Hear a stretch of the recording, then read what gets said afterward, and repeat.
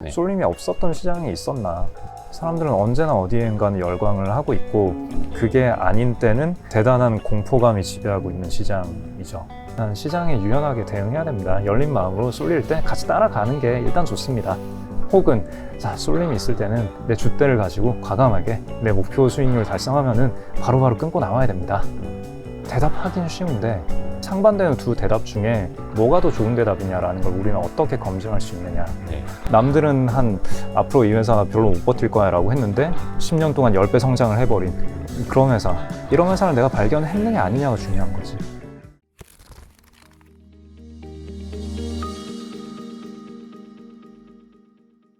대표님, 카라를 한쪽을 빼드릴까? 한쪽만 나와가지고 좀 디테일하지 않습니까? 좋습니다. 100% 출연자 네. 맞춤형 방송 YSTV입니다. 네, 알겠습니다. 이렇게 와주셔서 감사합니다.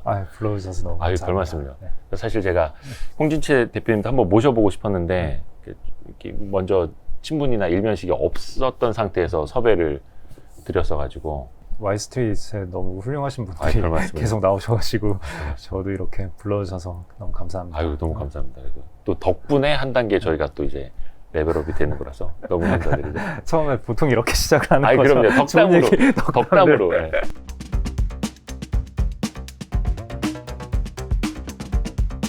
라쿤 자산운용. 네. 라쿤 자산운용인데 네. 그 라쿤이 그 너구리 라쿤 맞나요? 엄밀히는 다르긴 한데 네.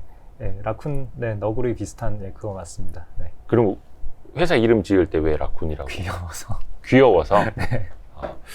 라쿤하고 조금 닮았다는 말씀 혹시 안 들어보셨어요? 그 회사를 차리고 났더니 그런 얘기를 종종 듣긴 해요. 그 전에 그런 말씀을 들어서 이름을 그렇게 지은 게 아니라? 네, 그런 건 아니고. 근데 그 기분 나쁘진 않으시죠? 뭐 귀여우니까. 네네네. 그리고 뭐 다른 방송에서도 말씀하셨는데 그 너구리가 굉장히 영민하고 기민하고 빠르고. 다른 방송을 보셨군요. 네, 되게 좀 너구리가 머리가 좋다고. 그 라쿤이 머리가 좋다고 합니다. 좋고 몸집은 작은데 똘똘하고 막 그 벤치에서 뭐 먹고 있으면 다가와서 달라고. 사람들한테도 되게 친밀하게 다가가고. 친밀하다기보다는 약간 굉장히 당당하게 줘라는 느낌. 뭔가 영리한 느낌. 라쿤은 미국 너구리고요. 네. 너구리는 개과고 라쿤은 미국 너구리과예요. 그래요? 달라요? 네, 과가 달라요. 네. 아예 다른 종류의 동물이에요. 네. 그래서 몰랐네. 너구리라고 불러도 상관은 없는데 엄밀히는 다르다. 네네. 그 라쿤 자산운용은 역시나 가치 투자 하시는 하우스라고 보면 될까요? 또 이게 가치 투자라는 개념이 굉장히 좀 그렇죠. 네. 그래서 가치 투자라는 단어가 나오면 항상 좀 제가 말이 길어지는데 그냥 뭐 돈을 벌기 위한 뭐 투자를 열심히 하는 회사라고 보시면 되겠습니다. 네. 한국투자밸류 자산운용 공채 1기. 네네. 공채라는 걸 했더라고요. 네. 예. 한국투자밸류 10년 운용이었나? 그 장기 주택 마련 펀드 있었잖아요. 네네. 네, 뭐 메인 펀드는 팀으로 같이 운용을 했었고요. 장기 주택 마련 펀드라는 게 있었는데 뭐 그거를 메인으로 했었고, 뭐 사모 펀드도 이것저것 많이 했었고요. 네. 10년 투자 장마 펀드. 네. 그게 이제 저랑 그 아주 간접적으로 인연이 있을 수 있는 게 제가 이제 그거를 그때 많이 투자를 했었거든요. 네. 이채원 의장님한테도 근래 말씀드렸었는데 당시에 글로벌 금융위기 이후에 장마펀드 세제 혜택 있을 때 맞아요, 가입을 해서 솔직히 10년까지는 못했는데 10년 되기 전에 그 세제 혜택이 끝났어요. 맞아요. 그래서 그 펀드에 투자했던 자금을 찾아가지고 지금 가족들과 함께 타는 차를 샀다고 말씀을 드렸었거든요. 뭐 오롯이 그걸로 다 산 거는 아닙니다만. 자동차 뭐 문짝 하나 정도의 기여를 한 걸로. 그 이상. 그래서 간접적으로 인연이 있습니다. 라쿤 자산운용 홈페이지를 보니까 진짜 좋은 문구가 있어가지고 이건 다른 분들한테도 좀 소개를 해드리고 싶어가지고 새 2마리를 한데 묶어서 4개의 날개를 가진다 한들 이 새는 날지 못한다. 멋진 말을 적었구나. 회사 처음에 창립을 할 때 그 홈페이지가 있어야 돼요, 법적으로. 그래서 홈페이지를 뭐 만들긴 해야겠는데 그 여러 뭐 샘플들을 보니까 뭐 별로 안 예뻐가지고 그냥 제가 직접 그냥 그 스퀘어 스페이스라는 거에다가 직접 가입하고 이것저것 그냥 집어넣고 했는데 아, 직접 만드신 거예요? 네네. 뭔가 멋진 말을 넣어야겠는데 무슨 말을 넣지 하다가 네. 회사가 작으니까 그래도 아니, 큰 회사라고 다 좋은 건 아니다. 우리는 몸집이 작아도 똘똘하게 잘할 수 있다. 아, 그런 뜻으로 뭔가 멋진 말을 가져왔는데 네. 제가 기억도 안 나는데 이렇게 한 6년 전이었나? 5년 전이었나? 5년 전에 그 멘트를 적었었나 보네요. 부끄럽다. 새 2마리를 한데 묶어 4개의 날개를 가진다는데 이 새는 날지 못합니다. 네. 그래서 뭔가 좀 네. 집중을 해야 된다는 얘기일 수도 있고. 그러니까 대단히 많이 에너지를 투입하고 많은 자원을 가지고 있다고 한들 항상 좋은 성과가 나는 게 아니다. 그러니까 우리는 자원을 효과적으로 잘 활용을 해야 한다. 그런 얘기를 하고 싶었었죠. 그러니까 새는 이제 2날개로 날 수 있게 설계가 됐는데 거기서 더 빨리 날아라라고 하면서 이제 2마리를 합쳐서 해봤자 잘 못 날 거잖아요. 근데 새 2마리를 합쳐놓으면 더 빨리 나는 거 아니야? 라는 게 일반적으로 할 수 있을 법한 생각인데 네. 그래서 그냥 뭐 작은 회사의 뭐 변명 같은 거죠. 그 또 하나가 생물의 진화에서 오류 수정은 거의 유일한 진보의 수단입니다. 이건 무슨 뜻이에요? 이건 칼 포퍼가 한 얘기인데 제가 가장 사랑하는 책으로 칼 포퍼의 삶은 문제 해결의 연속이다 라는 책이 있어요. 삶은 문제 해결의 연속이다. 네. 참고로 지금 절판 상태고요. 누군가 또 좀 재출간을 해주시면 좋겠는데 네. 제가 가장 사랑하는 책입니다. 네. 제가 여러 방송과 여러 매체에서 뭐 아주 많은 책들을 추천을 했는데 제가 그냥 딱 한 권의 책, 가장 좋아하는 책 꼽으라면 딱 그 책이거든요. 네. 라는 말도 여기저기서 했는데 재출간 안 해주시더라고요.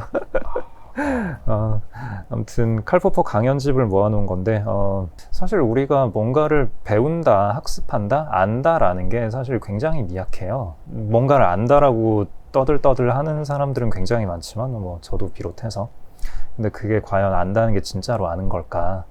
라고 했을 때 그렇지 않은 게 되게 많은 거고 우리는 뭔가 안다고 착각하고 혹은 가설을 세우고 시도를 했다가 이거 아니구나 하고 깨지고 그러면은 다르게 이렇게 한번 시도를 해볼까 또 시도를 하고 깨지고 그냥 이 과정이 그냥 우리 삶 전체다 라는 뜻인 거죠. 그러니까 이렇게 하다 보면 어떤 진리에 도달할 거야 라는 건 존재하지 않는 거고 그냥 그때그때 눈앞에 뭔가 이런 문제가 있네 이런 식으로 해볼까 해서 문제를 풀어나가고 하나 풀고 나면 또 다른 문제가 또 생기잖아요. 그럼 또 뚝딱뚝딱 풀어나가고 그런 과정에서 우리가 배워가는 것들 야, 이 문제는 이렇게 풀면 돼 라고 생각하는 어떤 원칙들이 사실은 딱 그 한정된 영역 안에서만 작동했던 그런 원칙들일 뿐이다.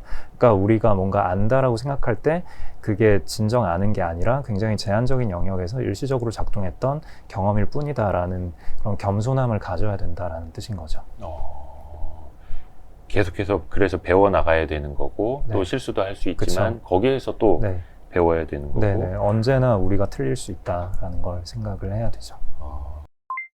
투자라는 건 그냥 내 생활이라면 한번 뭐 깨지고 그냥 실수하고 반성하면 끝이지만 투자는 내 피 같은 돈이 이제 또 날아갈 수가 있는 거잖아요. 그래서 실수 하나하나가 뭐 계속 반복되는 행위이긴 합니다만 그걸 줄여야 하는 거고 투자라는 게 뭐 투자랑은 조금 다른 영역이긴 한데 넷플릭스에서 리드 헤이스팅스 대표가 언젠가 이런 말을 한 적이 있어요. 우리 컨텐츠는 성공률이 너무 높다. 잘못됐다. 우리는 좀 더 과감한 시도를 하고 좀 더 많은 실패를 해야 한다.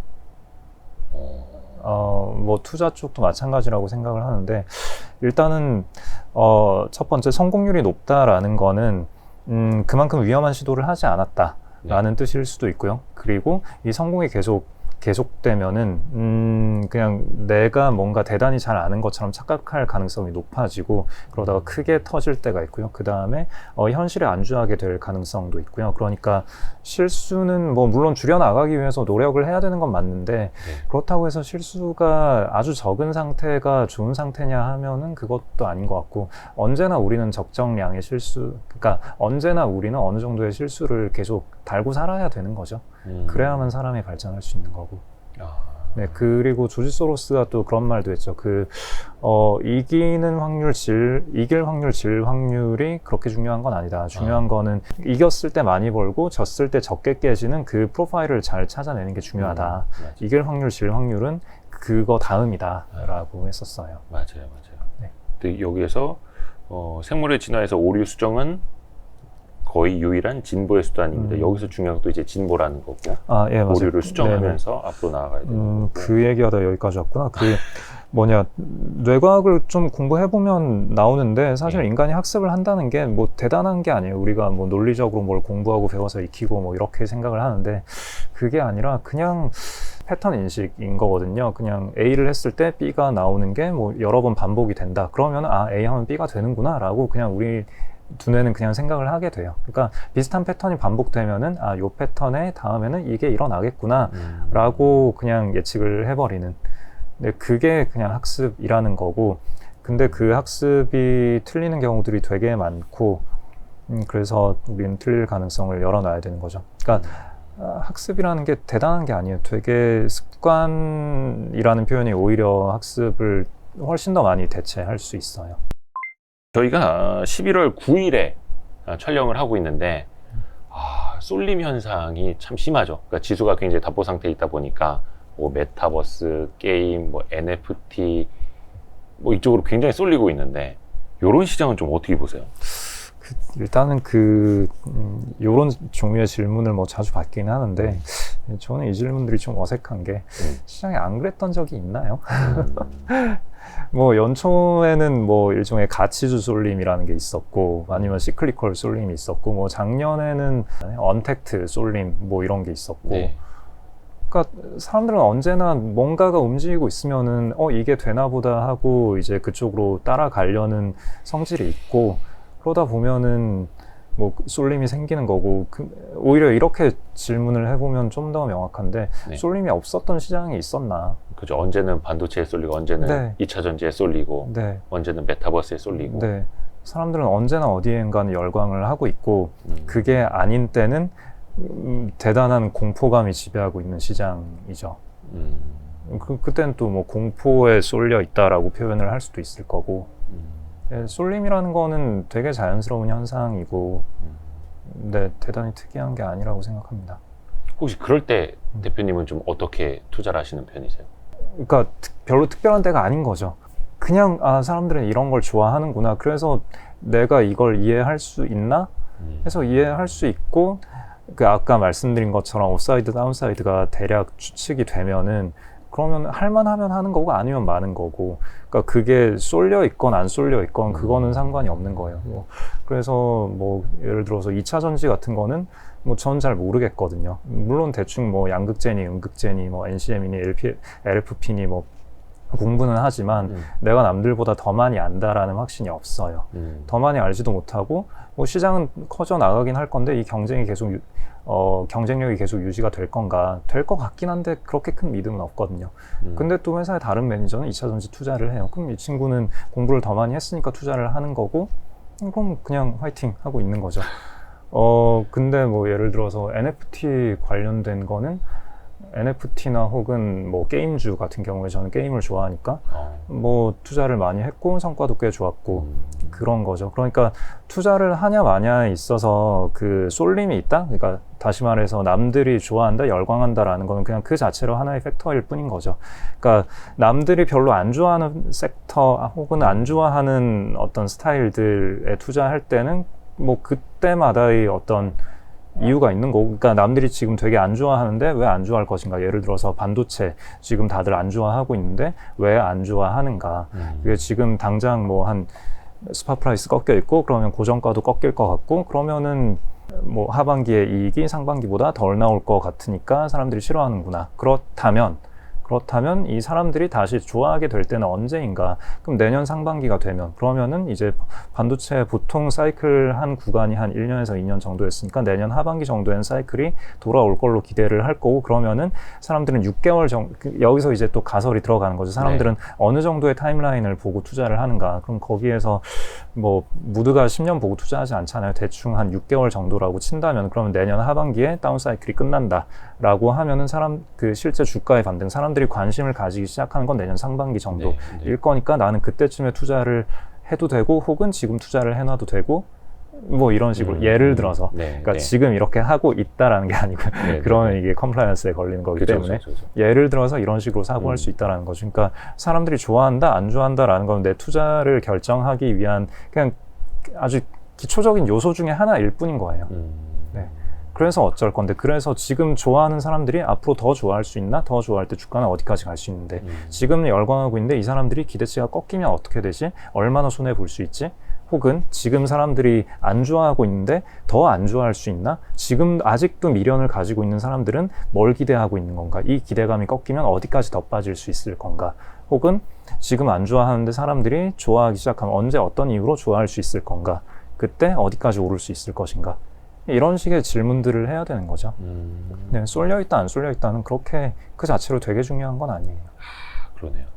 또 너무 그 자체만 또 너무 이거 너무 쏠린 거 아니야? 막 도대체 이게 시장이야? 막 이렇게 생각할 필요도 없다는 거죠. 근데 늘 소모일 수도 있고. 일상적인 일이죠. 아, 사람들은 또 여기에 열광하고 있구나. 네. 하기사. 거죠. 이 메타버스나 요즘엔 특히나 이제 NFT만 갖다 붙으면 막 급등하는 종목들이 많이 나오고, 뭐 물론 다음 주에는 어떻게 될지 모르고 다다음 주에 어떻게 될지 모르겠습니다만, 요런 거는 좀 어떻게 보고 계세요? 이게 실체가 있을지 아니면 가치가 어떨지 좀 어렵잖아요. 일단 뭐 NFT는 다 이제 개별 에셋들에 대한 얘기니까 그 네. 개별 에셋들의 가치가 어떠냐에 대해서는 뭐 제가 말씀드리기는 어려울 것 같고, 그 뭐랄까, NFT의 어떤 전반적인 구조에 대해서 좀 많이들 오해하고 계신 것 같아요. 안 좋게 보시는 분들은 그냥 너무 안 좋게 보시고, 좋게 보시는 분들은 또 너무 좋게 보시고, 약간 이게 뭔지를 좀 이해하지 못한 상태로 어떤 판단을 내리는 경우가 많은 것 같은데, 뭐 물론 저도 잘 모르지만 이게 NFT라는 거는 되게 간단한 거예요. 되게 쉬운 거예요. 그러니까 우리가 버블이니 뭐니를 굳이 논할 필요도 없고, 그러니까 예전에 비트코인 암호화폐 이런 것보다 훨씬 간단한 거예요. 암호화폐라는 거는 이제 블록체인 기반으로 이게 화폐를 대체하겠다라고 표방하고 나온 거기 때문에 사실 우리가 화폐가 뭔지조차 잘 모르잖아요. 그러니까 피아트 커런시, 그러니까 기존의 화폐들이 무엇 때문에 그 가치가 유지되고 있는지, 혹은 화폐의 가치가 도대체 무엇인지, 여기에 대해서도 우리는 사실 잘 모르고 있거든요. 그런 상태에서 구화폐를 대체하겠다라고 새로운 뭔가가 나왔으니까 그 논란은 아직도 정리가 되지 않았는데, NFT라는 거는 물론 비슷하게 블록체인 기술을 활용을 한 거긴 하지만 암호화폐보다는 훨씬 단순하고 간단한 개념이에요. 그러니까 그렇게 얘기하시는 분들 있잖아요. 뭐 그림 파일 한 장에 무슨 몇억 원을 주고 사냐. 그러니까 JPG 쪼가리 하나에. 근데 NFT는 JPG 쪼가리를 사는 게 아니에요. 네, 그 JPG가 표상하는 그 형태, 그 그림의 소유권을 사는 거거든요. 존재를. 그렇죠? 네, 존재를. 네. 그럼 이걸 사더라도 다른 사람들이 다 복제할 수 있잖아요. 복제할 수 있죠. 그러니까 복제할 수 있고 없고가 NFT가 얘기하는 게 아니고, 그냥 우리는 어떤 권리를 돈을 주고 사는 거예요. 그건 우리가 다 할 수 있는 거잖아요. 예를 들어서 뭐 자동차 번호판으로 비유를 해보면 조금 명확하게 와닿을 건데, 자동차 번호판이 가치를 가지나요? 자동차 번호판을 산다는 건 무슨 의미죠? 우리 승용차 살 때 그냥 자동차만 덩그러니 사놓으면 되나요? 안 되죠. 안 되죠. 운행을 할 수 그러니까 있으니까. 운행을 할 수 있는 어떤 권리를 득해야 되잖아요. 그 권리를 득했다라는 증표가 그 번호판이 되는 거잖아요. 번호판이라는 것 자체는 그냥 어떤 숫자와 문자가 찍혀진 철판떼기일 뿐이잖아요. 네. 근데 한국에서는 번호판이 싸긴 하지만 뭐 싱가포르나 상하이 같은 경우에 번호판을 비싸죠. 구매하는 데만 1억이 들잖아요. 그럼 이거를 버블이다라고 할 수 있는가? 그러니까 물론 버블일 수도 있겠죠. 근데 버블의 정의에 따라 다르겠지만, 어쨌거나 아무것도 없는 거를, 아무 가치가 없는 걸 돈을 주고 사는 건 아니다라는 말이에요. 명확하게 이 사회에서 부여받은 어떤 권리가 있는 거죠. 자동차 번호판 같은 경우에 우리 한국의 도로에서 차량을 운행할 수 있는 권리인 거잖아요. 그러니까 번호판을 내 차 앞에 달아놨다라는 거는 나는 그 권리를 적법하게 득했습니다라는 증표인 거잖아요. 네. NFT도 마찬가지예요. 어떤 무형의 권리가 있는데 그 권리를 나는 취득을 했습니다 라는 거예요. NFT는 그 약자가 Non-Fungible 토큰이잖아요. 그 토큰 자체에 소유자가 정해져 있다. 소유자가 그 토큰 코드 안에 기록이 돼 있다. 그게 다예요. NFT라는 거는. 기존의 펀지블 토큰, 뭐 이더리움이건 비트코인이건 얘네들은 쪼갤 수 있고, 그 다음에 그 코드 안에 소유자가 기록이 되어 있지 않다. 지갑은 그 주소에 지갑 주소는 기록이 돼 있는데 소유자 오너 아이디라는 게 들어가 있지가 않아요. NFT는 그냥 오너 아이디라는 거를 코드 안에 심어놨다. 그게 다인 거예요. 그래서 NFT로 했을 때 이거는 블록체인 기반이니까 이렇게 오너 아이디를 기록을 해놨을 때 이 토큰의 소유자가 어떻게 변해왔는지, 누가 누구에게 팔았는지를 우리가 손쉽게 추적을 할 수 있다. 네, 이 토큰은 변조 불가능하다. 현재의 기술로는.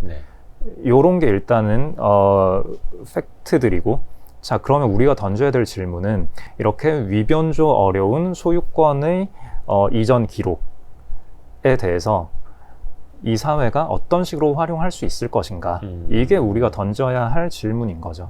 네, 그래서 지금은 그게 어떤 뭐 아주 조그마한 뭐 그림 파일들의 소유권을 표상하는 형태로 쓰이고 있는데, 이게 지금도 이미 어떤 미술품을 표상하는 데에도 쓰이고 있고, 그 다음에 우리가 굳이 소유권만 NFT로 심을 필요는 없거든요. 어떤 사용권이라던가 다른 여러 가지 권리들을 NFT로 심을 수가 있어요. 그러니까 던져야 될 질문은, 그러니까 등기소를 생각해도 편해요.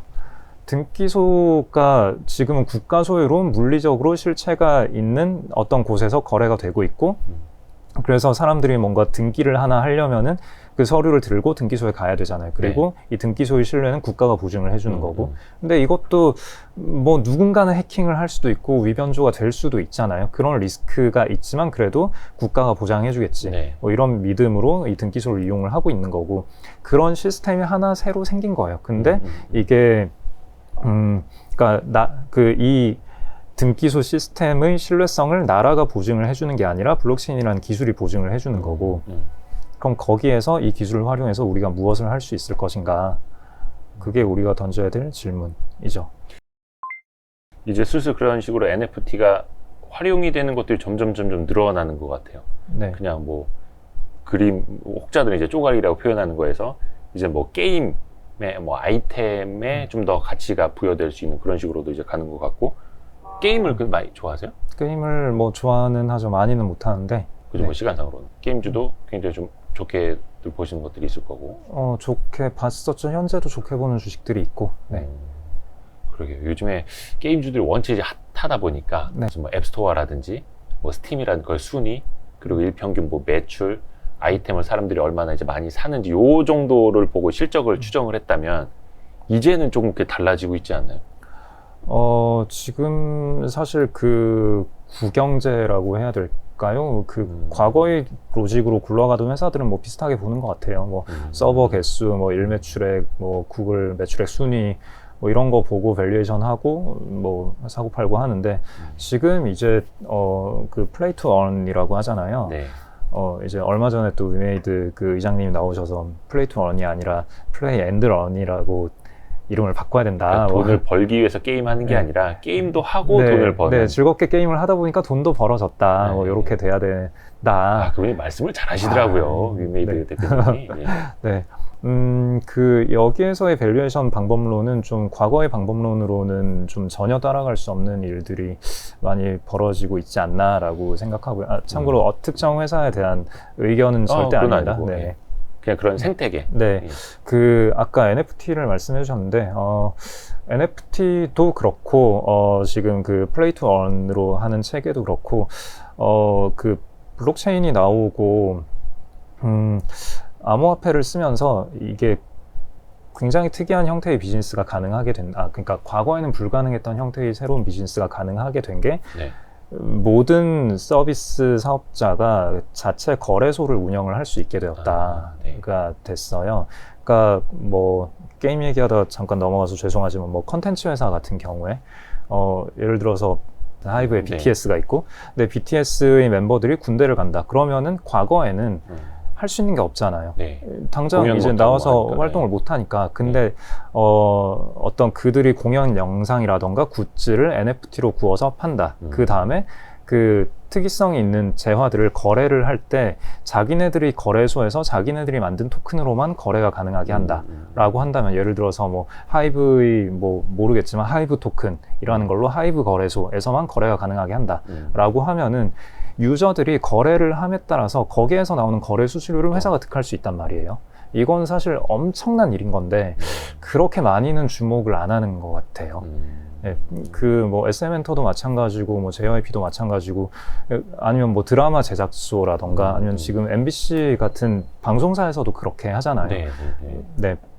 그러니까 이게 컨텐츠 메이커들이 과거에는 컨텐츠를 만들어서 한번 팔고 끝났어야 하는데 이제는 한번 팔고 그거를 유저들 사이에서 돌릴 때마다 추가 수익 창출이 가능한데, 향후에는 그 추가 수익 창출이 내가 올 한 해 새로운 컨텐츠를 만들어서 파는 것보다 과거 20년 동안 만들어서 팔았던 컨텐츠가 회전될 때 거기서 얻는 거래 수수료가 올 한 해 컨텐츠 만들어서 파는 것보다 더 커질 수도 있어요. 어쩌면. 그러니까 과거에는 그 콘텐츠를 만들어서 그 콘텐츠 IP, 지적재산권을 소유했던 기업들이 이제 하나의 플랫폼이 돼버리는, 그러면서 이 기업의 밸류에이션도 같이 이제 올라갈 수 있는. 네. 저는 일단 명확하게 하자면 뭐 거래소라는 거를 굴릴 수 있다. 그리고 거래소를 통해서 그 기업이 컨텐츠를 만들어서 팔 때 원샷 수익 창출이 아니라 추가적인 무한정의 기간 동안 수익 창출이 가능하다. 네, 그러니까 기업의 밸류에이션이 엄청 높아질 수 있는 요소인 건 맞죠. 네. 그러네요. 그래서 그 플레이 투 언을 하는 그 회사들도 마찬가지로 그 여러 재화들을, 그 현재는 그 플레이 투 언 구조가 그쵸. 회사마다 좀 다르긴 한데 유저 간의 거래로부터 수수료를 하겠다라는 쪽으로 대부분의 회사가 나아가고 있고, 그게 파괴력이 굉장히 클 거예요. 그 경우에는 이제 밸류에이션 방법이, 이 회사가 뭐 패키지 몇 개를 찍어서 파느냐, 그 구글 플레이스토어 일매출로 잡히는 거는 유저들의 과금밖에 없거든요. 근데 그쪽을 오히려 줄이고 유저들 간의 거래를 활성화시키는 전략을 택한 회사들은 이런 식의 평가 방법에서 수치가 되게 왜곡되게 낮게 나올 거예요. 그러네요. 당장 아이템을 몇 개를 사고 얼마치 샀는지가 바로 이 회사의 수익이 되는 것은 과거의 일이고 구경제라는 표현이고, 그걸 줄여들여서 뭐 거래를 일으킨다라면은 당장 여기서는 실적이 줄어들 수도 있겠네요. 그거 잘 봐야겠다. 구경제, 신경제 이제 어디로 가는지는 모르겠습니다만, 사실 최근에 이제 무형의 자산이라든지 어떤 뭐 무형의 가치를 좀 시장에서 많이 좀 추구를 하는 것 같아요. 근데 그게 물론 거기에 업사이드가 많이 보이고 그게 이제 4차 산업 시대라도 이제 어울리고 그런 것도 있겠습니다만, 그 기저에는 전통적인 제조 산업, 수출 위주의 우리나라의 사이클이 계속 순환되는 산업에 대한 투자자들의 어떤 피로감? 그러니까 예를 들면 이런 거죠. 전통적인 제조업 같은 경우는 계속 이제 선진국 경기 봐야 되고, 중국의 GDP 봐야 되고, 이런 거에다 이제 너무 이제 많이 휘둘리다 보니까 아예 우리가 투자를 조금 더 머리 아프지 않게 할 수 있는 무형 자산으로 가야 되는 것 아니냐, 이런 이야기들 좀 하시는 분들이 있거든요. 예전부터 그런 얘기들은 많았죠. 한국은 뭐 중무장대 산업 위주로 되어 있는데 저 서양의 선진국들은 무형 자산 혹은 아까 말씀하신 플랫폼으로 돈을 벌지 않느냐. 근데 한국은 이제 열심히 물건을 만들어서 그들에게 갖다 바치는 그런 비즈니스만 하고 있는데 언제까지 이렇게 살아야 하느냐. 그래서 뭐 코리아 디스카운트의 원인도 뭐 거기에서 찾는 분도 계시기도 했고, 뭐 5년쯤 전만 하더라도 그 헬스케어 주식들이 엄청 좋았잖아요. 그리고 뭐 사이클이 있긴 했지만 뭐 한 작년 재작년에도 또 헬스케어 주식들이 되게 좋았고, 바이오들 그 여파로 이제 바이오 벤처들도 많이 생기고, 뭐 바이오 회사 만들었을 때 VC 투자도 좀 용이하게 받을 수 있었고, 그러니까 무형의 무언가를 추구하는 거는 시장에서 사람들이 전통적으로 선호하던 것들이었고, 과거에는 한국에서 그걸 하고 싶어도 그런 무형의 재화를 뽑아낼 수 있는 회사들이 그렇게 많지가 않았죠. 거의 없다시피 했었죠. 근데 그게 한 5년, 10년 전부터 차츰차츰 많이 생기더니 지금은 사실 뭐 전 세계 어디에 내놔도 부끄럽지 않은 무형의 재화들을 가지고 있는 한국 회사가 많아졌고, 그러니까 당연히 밸류에이션도 올라가는 거고, 그런 게 좀 뭐 생각하기 편하기도 하겠죠. 뭐 큰 그림 보고 앞으로 뭐 20년, 30년의 장기 비전이 이러하니까 뭐 이런 식으로 가면 돼. 라고 생각하고 이게 좀 더 편안하게 느껴질 수도 있는데, 근데 또 사이클 회사, 사이클 주식들을 편안하게 생각하시는 분도 많거든요. 그러니까 본인이 얼마나 경험치가 쌓이고 얼마나 익숙하냐의 문제라고 생각하고요. 그리고 이 모든 것들은, 그러니까 최근 들어서, 최근 몇 년 사이에 이런 그 무형의제화, 그리고 긴 비전을 볼 수 있는 재산들, 그 재산들을 다루기 편하다라고 우리가 느끼는 그 느낌 자체가 좀 왜곡이 있을 수가 있어요. 일단 우리는 저금리 시대를 보내고 있었고, 돈이 많이 풀려져 있을 때는 그 유동성 흡수제라고 부르는데, 누군가는 그 유동성을 받아줘야 돼요. 근데 그게 그 많은 유동성을 받아주려면 밸류에이션 확장이 가능해야 되고, 네. 뭐 철강이나 자동차 산업에서 밸류에이션 확장을 할 수는 없잖아요.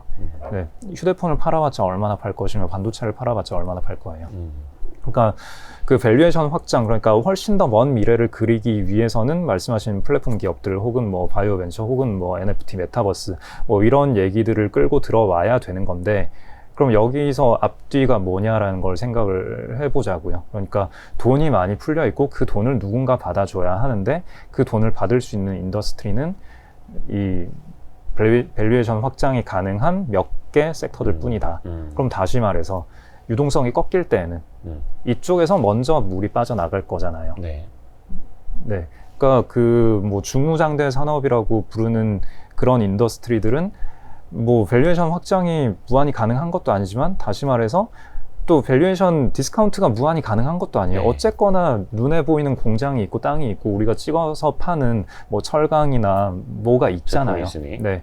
그러니까 눈에 보이는 뭔가가 있고 그 재화들을 유저들이 효용을 느낄 수 있다면 그 가치는 계속 갈 거기 때문에, 뭐 유동성이 확 빠져나간다고 해서 이런 재산들을 크게 디스카운트 하기는 어려울 거란 말이에요. 근데 미래 30년치를 기대하다가 이제는 30년 좀 그렇고 한 10년만 볼게 라고 하면은 밸류에이션이 확 줄어드는 거잖아요. 절반 이상으로 확 줄어드는 건데, 그런 일들은 이제 이런 식의 무형 재화에서 나오기가 더 쉽죠. 그러니까 우리는 뭐 최근 5년간, 5년보다 훨씬 오래됐죠. 그 저금리 상태를 이렇게 장기간 경험한 적이 우리가 살아있는 동안에는 별로 없었고, 근데 이제 유동성이 흡수될 가능성이 이제 내년부터는 거의 가시화돼 있으니까, 네. 그 상황에서 어떤 일이 벌어질지는 또 가봐야 하는 거죠. 그렇다고 이 무형의 재화들이 다 뭐 반토막이 날 거다 이런 얘기는 절대 아니고, 뭐 과거처럼 그렇게 쉽게 느껴지지만은 않는 시장이 될 거다라는 얘기죠. 그러니까 저도 지금 그 고민을 개인적으로는 많이 하고 있거든요. 그러니까 저금리 시절에 이제 성장주에 상당히 도움이 된다라는 거는 이제 우리가 많이 알고 있고 작년에도 경험을 했는데, 반대로 저금리 상황이 끝나서 이제 금리가 올라가는 지점이 되면 지금의 저런 핫한 성장주들이 과연 어떤 모습을 보일까 궁금합니다. 저도.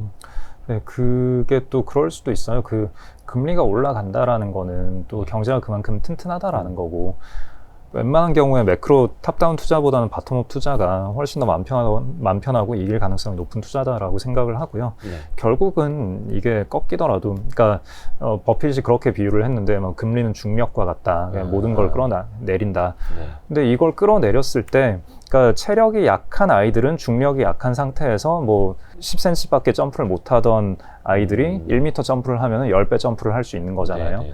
그렇게 체력이 약한 아이들은 이 약해진 중력의 수혜를 많이 봤을 거고, 근데 체력이 강인한 아이들은 원래 1m 뛸 수 있던 거를 그 뭐 중력이 약해져서 2m를 뛰었다. 근데 이 회사는 체력이 튼튼하고 계속 더욱더 강해질 거라서 중력이 강하더라도 10년 후에는 10m, 100m를 뛸 수 있는 기초 체력을 가진 회사다라고 하면은 뭐 중력이 약해진들 강해진들 뭐 잘 모르겠고 나는 알아서 내 갈 길을 갈게 라고 할 수 있겠죠. 그러니까 저희가 찾아내야 될 건 그런 회사들이죠.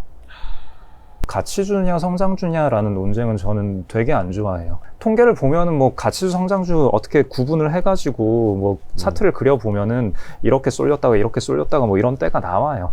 나오는데 과연 그 가치주 카테고리에 들어간 뭐 100개의 기업, 성장주 카테고리에 들어간 100개의 기업, 그들이 과연 다 동질한 기업들인가? 그거 아닐 거거든요.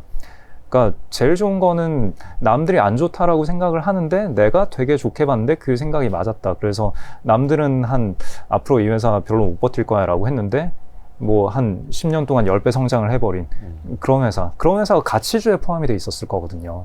근데 그거를 내가 가치주 베팅한다고 이 회사를 샀느냐, 성장주 베팅한다고 이 회사를 샀느냐, 그건 별로 중요하지 않은 거죠. 이런 회사를 내가 발견했느냐 아니냐가 중요한 거지. 맞아요. 뭐 가치주, 성장주 이야기하고 있는데 나중에 이제 자기 포트폴리오 보면은 막 그냥 막 섞여 있고 다 같이 그럴 수도 있는 거고. 예전에 어디 인터뷰 때였나요? 가치 투자와 가치주 투자는 다른 거다라는 표현을 해주신 적이 있던데. 네네, 그게 방금 말씀드린 네. 거랑 좀 뭐 약간 비슷한 맥락일 수 있는데, 일단 저는 뭐 가치 투자라는 용어를 별로 안 좋아하고요. 좀 많이 오염된 용어라고 생각하고, 뭐 가치 투자라고 많이들 말은 하지만 그 말을 뱉을 때 머릿속으로 떠올리는 투자 방식은 사람들이 다 다르거든요. 그럼 뭐 저한테 예를 들어서 뭐 가치 투자를 하십니까? 라고 하면은 뭐 별로 그렇진 않은데요? 라고 대답을 하는데, 그러면 가치 투자 안 하십니까? 라고 하면은 그래도 안 하는 건 아니죠. 뭐 그렇게 된단 말이에요. 애매하단 말이에요. 그러니까 가치 투자라는 거는 그 최초의 벤 그레이엄이 그 개념을 가져왔을 때는 기업의 펀더멘탈을 보면서 투자를 해라. 그러니까 그 왔다 갔다 하는 주식이라는 종이 쪼가리의 가격이라는 게 사실은 그 종이 쪼가리는 기업의 자기 자본의 가치를 표상하는 거다. 그러니까 그 두 개를 링크를 시킨 게 벤 그레이엄의 아주 혁신적인 아이디어였던 거고, 그전에는 뭐 진짜 뭐 소문만 가지고 사고 팔고, 아니면 서로 작전 치고 작전 수틀렸을 때 같은 편이었다가 수틀리면 서로 암살하고 막 그러던 때였거든요. 그 미국의 1900년대 1800년대 말 1900년대 초로 넘어갈 때, 그때 미국 주식시장이 그런 식이었어요.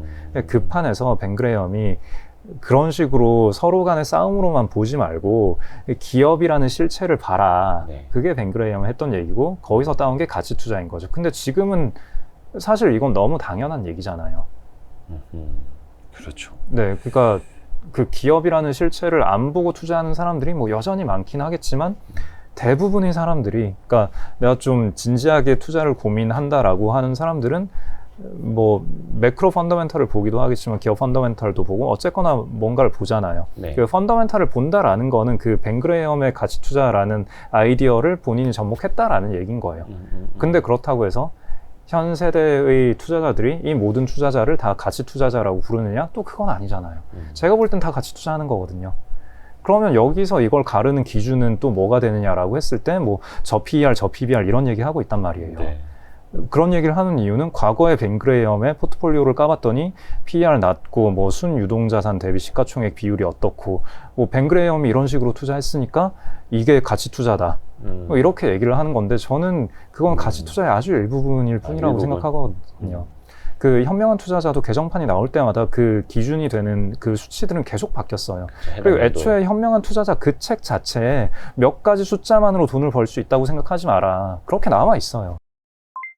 농담 반 진담 반 모든 게 피크아웃 논란이라고 이제 좀 이야기하는 경우도 있고, 심지어 PER이 막 한 2배, 거의 뭐 3배, 4배 이런 것들도 있지 않습니까? 시클리컬 종목들 중에서. 근데 이미 피크를 이제 칠 테니, 혹은 피크를 쳤을 테니 PER 3배짜리도 결코 싼 게 아니다라는 이야기들이 있잖아요. 그런 거는 이제 대표님 입장에서는 어떻게 보세요? 시클리컬 주식이요? 네. 근데 시클리컬 주식을 PER 보는 거는 그 되게 교과서적인 내용인데, 그러지 말라고 교과서에 나와 있죠.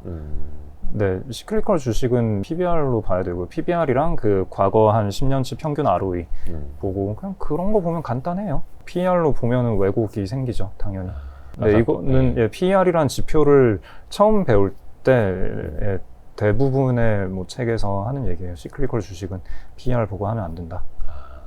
그러면은 약간 좀 팁 좀 주세요. 그러면은 뭐 자산 가치라든지 ROE로 좀 어떻게 판단을 하면 좋은지. 왜냐면 이게 실적 전망치가 뭐 내후년이 내년보다 안 좋을 것이다 이러면 벌써 이제 올해부터 주식이 빠지기 시작하고 막 이런 것들이 있다 보니까 이게 개인 투자자분들이 굉장히 좀 어려워하는 지점이더라고요. 첫 번째는 어려우면 안 하면 되는 거고요. 누가 하라고 강요하지 않았잖아요. 그거 말고도 뭐 메타버스나 뭐 좋은 회사 많잖아요. 네, NFT 하는 회사 사도 되고, 그리고 내후년까지도 안 보는 것 같은데 한 6개월에서 1년 정도 시야를 가지고 있는 것 같고요. 뭐 개인 투자자건 기관 투자자건, 기관 투자자는 훨씬 더 시야가 짧죠, 사실.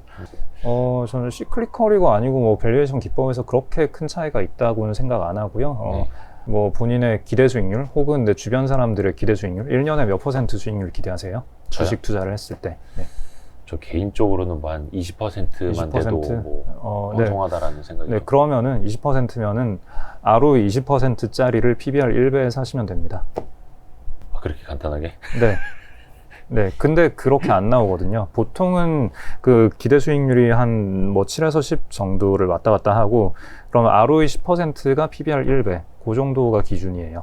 그 미국 기업의 경우에는 뭐 ROE 10%면은 PBR 1.5배 정도는 줘야 되고, 그 약간 ROE 대비한 프리미엄이 조금씩은 다르기 때문에 한국 기업이 그나마 싼 편이긴 하죠. 그 정도 ROE를 내는데, 네, PBR, 부여받는 PBR이 조금은 싼 편인데, 글로벌 대비해서.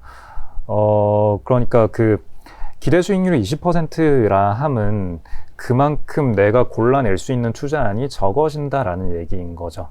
ROE 20%면은 PBR이 한 2배, 3배는 돼 있거든요, 기본적으로. 이미 그렇게 돼 있겠죠, 네, 다들. 네. 네, 그러면 이제 역산을 할 수가 있는데, 그러니까 뭐 엑셀에다가 그려보면 되기는 해요. 그 엑셀에다가 이 기업이 현재의 ROE가 계속 유지돼서 뭐 3년 후, 5년 후, 10년 후가 된다라고 했을 때 뭐 자기 자본이 얼마가 될 것이며, 그럼 그때 현재의 가격을 넣어보면은 PBR이 나오잖아요. 네, 네. 그러면은 PBR이 1배가 되는 어떤 시점, ROE가 계속 늘어나면은 현재 가격으로 사더라도 언젠간 PBR 1배가 되잖아요.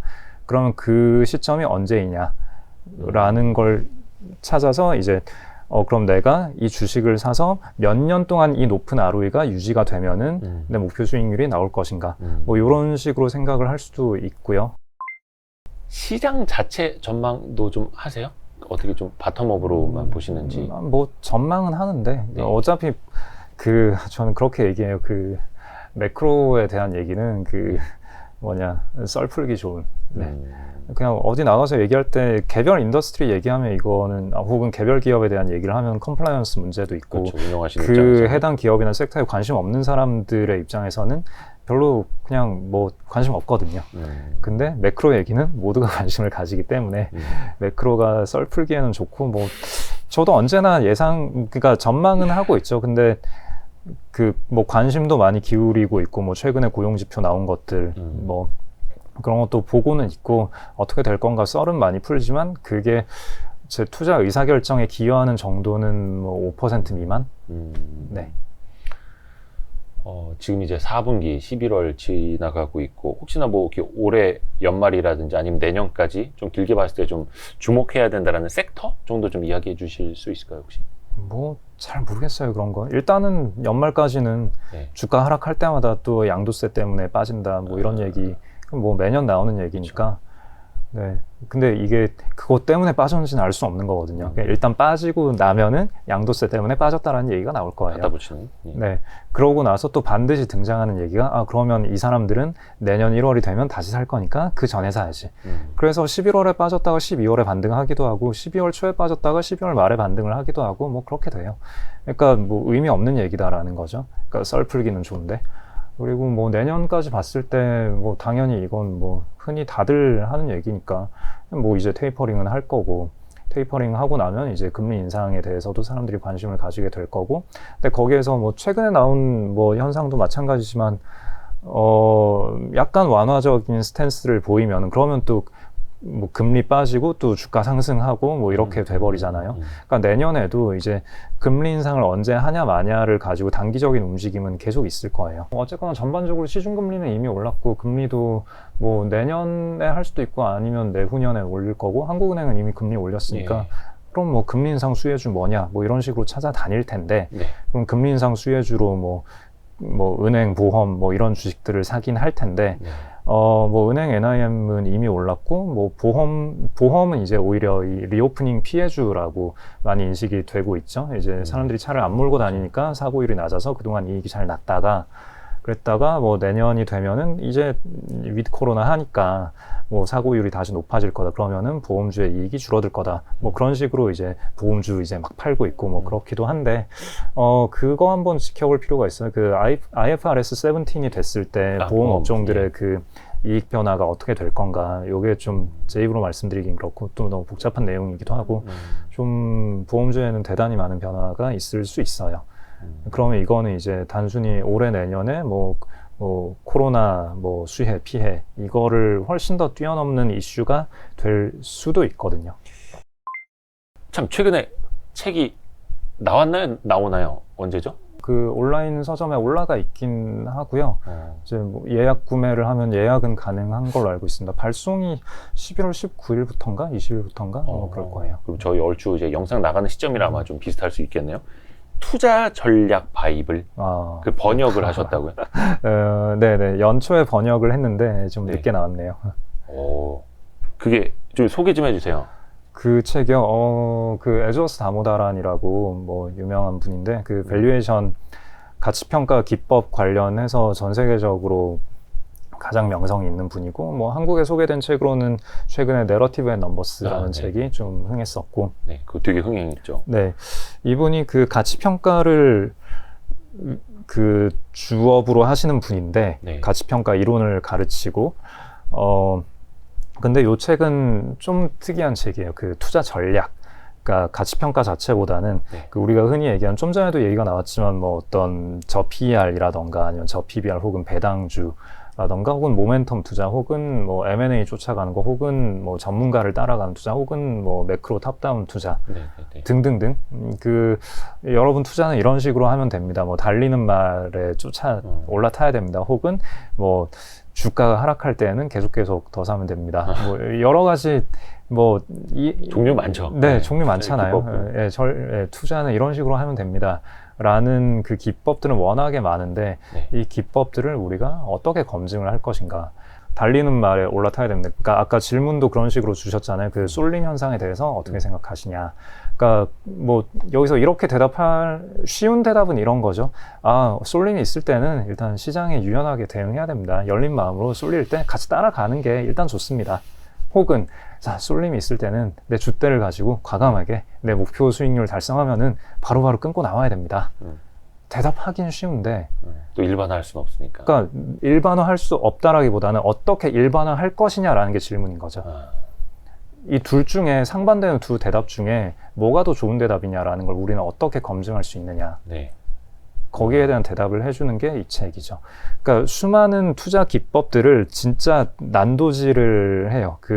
이걸 검증하려고 시도한 논문들은 되게 많거든요. 근데 저희가 논문을 다 찾아보는 게 아니잖아요. 근데 이분은 교수님이니까 그 각각의 전략들에 대해서 그 각각의 전략들을 과거 수십 년치 데이터를 가지고 검증한 논문들을 수백 개를 모아와서 다 정리를 해서 제공을 하는 거예요. 네. 그래서 저 PER 전략 들었을 때, 자, 저 PER 기법이 이런 식으로 요 정도의 승률을 가지고 있다. 근데 뭐 되게 좋은 것도 아니고 되게 안 좋은 것도 아니고 그러니까 이걸 좀 더 개량하려면 혹은 그 당신이 실전에서 써먹으려면은 이런 기준들을 좀 더 추가하면 좋을 것 같다. 뭐 요런 얘기까지. 그러니까 단순히 검증했더니 이거 별로다 쓰지 마. 여기서 끝나는 게 아니라 검증은 기본이고 이거를 내 무기로 만들기 위해서는 어떻게 보완을 할 것인가. 거기까지 짚어주는 빡센 책이에요. 두꺼워요. 그 책값이 비싸면은 번역자에게도 좀 많이 나오나요? 그것도 인세라고 저는 뭐 인세를 받긴 하는데 뭐 인세율이 대단히 높다거나 뭐 그런 건 아닌 것 같고, 또 그 존경하는 이건 선생님과 함께 번역을 했기 때문에. 이건 선생님과 같이. 네네. 그래서 저는 그냥 이건 선생님과 옆에 이름을 올렸다. 그거 하나로 저는 뭐 만족하죠. 대한민국 거의 투자서 중에 제가 봤을 때 많은 투자들이 거의 한 절반은 이건 선생님이 번역을 하신 것 같더라고요. 그래서 저희가 이건 선생님을 이제 섭외를 했습니다. 조만간 녹화 그분이 되게 안 나오실 텐데 어떻게 감사합니다. 저희가 그냥 복이 많아서 이건 선생님 저도 이제 기대를 하고 있고요. 그 FM 미디어에서 나왔네요. FM 미디어에서. 네. 그러면은 이거 뭐 번역하시는데도 되게 오래 걸리셨을 거고. 3, 4개월? 3, 4개월 정도. 네. 이건 또 그 논문들을 가지고 또 뭐 검증도 하고 막 이런 책이니까 굉장히 복잡할 텐데 또 이거 쉽게 또 전달이 돼야 되잖아요, 결국은. 그러게 말입니다. 개인 투자자분들 또 많이 보셔야 되는 건데, 요 투자 전략 바이블 책 읽으시고 이제 번역을 하시면서 뭐 느끼셨다라거나 아니면 요런 건 좀 배우셨으면 좋겠다 전달해 주실 만한 메시지는 어떤 게 있을까요? 일단 다모다란 선생님은 말이 많으시고요. 최근에 어디더라? 외신이가 어디 인터뷰한 거 한번 봤는데 저는 다모다란 교수라고 해서 무슨 뭐 그 밸류에이션의 대가 이라지고 우리 워런 버핏 선생님처럼 좀 연세가 많으신 분인 줄 알았는데 그렇지는 않으시던데요. 좀. 네, 아마 인도인인 걸로 알고 네. 있고요. 되게 젊으시고 되게 열정적으로 뭐라도 좀 더 알려주기 위해서 노력을 하는 그런 분이라고 저는 알고 있습니다. 이 책의 어떤 뭐 핵심 메시지나 이런 거 좀 전달해 주실 수 있을까요? 핵심 메시지요. 일단 디테일하게는 전략들에 대해서 그 전략들의 성과를 다 검증을 해놓은 건데 또 저는 그걸 또 한 단계 더 깊게 들어가면은 이제 아까 질문드린 것처럼 이제 어떤 얘기를 들었을 때 그 주장을 내가 어떤 식으로 검증을 할 수 있지? 이 질문을 곧바로 하게 돼요. 그러니까 검증 방법? 그러니까 검증 방법에 대한 고민을 되게 많이 하고 그 검증의 사례들을 엄청 많이 알려줬다? 저는 그것만으로도 이 책의 가치는 되게 높지 않을까라고 생각을 합니다. 진짜 정말 교수님만이 이렇게 쓸 수 있거든요. 그러니까 이런 식으로 그 누가 그냥 지나가다 툭 던진 그런 말인 것 같은 것도 그냥 정말 진지하게 검증을 시도를 했다. 검증이라는 건 이렇게 하는 거구나. 그런 걸 많이 배울 수 있었어요. 이게 아까 그 우리 서두에 이야기했던 라쿤 자산운용 홈페이지도 나와 있는 그 문구랑 좀 맥이 닿는 것 같기도 한데 그 오류 수정은 거의 유일한 진보의 수단이다라고 말씀해 주신 거랑 삶은 그 수많은 문제 오류 그 해결의 연속이다라고 해주신 거랑 많은 그 투자 아이디어, 투자 전략을 또 검증을 해가면서 우리는 또 이제 계속해서 전략을 찾아야 된다고 말씀하시는 거랑 어떻게 보면 비슷하게 흐름이 흘러가네요. 그러네요. 역시 진행을 훌륭하게 하시니 저도 막 이렇게 겁니다, 이어지는군요. 네, 되게 재밌었던 게 그러니까 이 책을 사실 번역을 할 생각이 없었는데 예전에 그 2008년에 제가 책을 하나 쓴 게 있어요.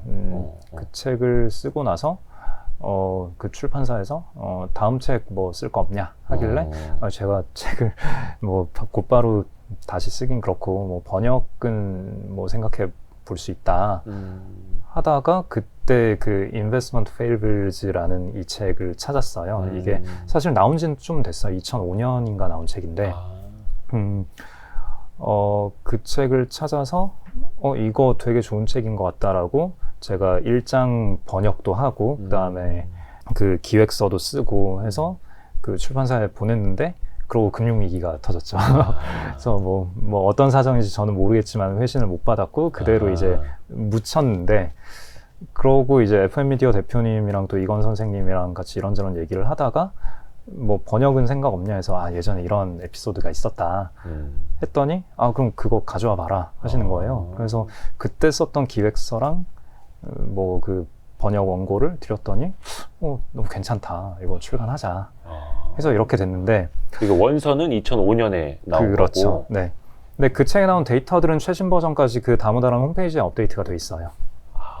네. 근데 그 책을 이제 번역을 이제 제대로 하려고 1장부터 다시 읽어봤더니 내용이 너무 좋은 거예요. 그러니까 제가 평소에 하고 있던 생각들이 다 담겨 있어가지고 되게 많이 담겨 있어서 저는 이 책의 1장은 또 약간 인트로덕션 같은 느낌이거든요. 그래서 그냥 그때 그냥 번역하고 이제 저는 잊혀졌다라고 생각을 하고 있었는데 알게 모르게 그 책에서 얘기하는 영향들을 되게 많이 제가 받았거나 혹은 제가 경험이 좀 더 쌓이고 나서 이게 옳다라고 생각하는 이야기들을 그 책에서 되게 많이 담고 있었거나 뭐 그런 거겠죠. 그래서 다시 번역을 하면서도 굉장히 재밌는 과정이었고 거의 뭐 한 15년 뒤에 다시 이제 꺼내서 보셨는데도 네. 혹시 그 우리 주변에도 이제 막 투자 시작하신 분들 많잖아요. 작년 1, 2년 저는 또 1, 2년 좀 짧다고 봐서 그런지 모르겠지만 혹시 뭐 운용사에도 막 연락을 하시거나 막 이러신 분들도 있잖아요. 네, 뭐 많이 계시죠. 네. 그런 개인 투자자분들한테 뭐 좀 현실 조언 막 이런 거 있잖아요. 뭐? 투자 공부할 때나 어떤 이야기를 주로 해주세요? 투자는 알아서 각자 열심히 하는 거죠. 뭐 제가 뭐라고 뭐 조언을 합니까? 지금까지 1시간 동안 조언해 놓으시고. 그런가요? 그냥 농담입니다. 질문 답변이라고 하죠. 뭐. 어떤 눈앞에 전문가라고 있는 사람들이 별로 물론 뭐 전문적인 어떤 식견이 있을 수 있는데 그게 미래 예측력과는 별로 관련이 없다. 그런 걸 좀 이해를 해주시면 좋을 것 같아요. 그러니까 뭐 이 사람이 뭐라 떠든다고 해서 이 사람이 예측하는 미래가 다 맞는 거 절대 아니고 틀릴 가능성이 훨씬 높고, 그리고 반대로 그렇게 미래를 못 맞췄다라고 해서 이 사람의 경험이나 식견이 정말 잘못된 것인가, 그렇게 해석할 건 또 아닌 거고, 그러니까 결국은 미래에 대한 예측은 내가 하는 거고, 본인이 직접 해야 되는 거고, 주변에서 전문가건 비전문가건 수많은 사람들이 떠드는 얘기는 나의 미래 예측을 위한 소스일 뿐이다. 뭐 이런 식으로 이해를 해주시면 좋을 것 같아요. 오늘 좋은 말씀 너무 감사합니다. 그래서 오늘 저도 사실 홍진채 대표님 오늘 처음 뵈가지고 조금 좀 어렵기는 했습니다만 또 이야기를 잘 해주셔서 너무 감사합니다. 예. 잘 풀어주셔서 별 말씀입니다. 감사합니다. 투자 전략 바이블도 저희가 기대를 해보고 꼭 한번 읽어보도록 하겠습니다. 오늘 혹시나 나중에 또 기회가 되면은 한번 또 모실 수 있었으면 좋겠습니다. 감사합니다. 고맙습니다. 수고하셨습니다.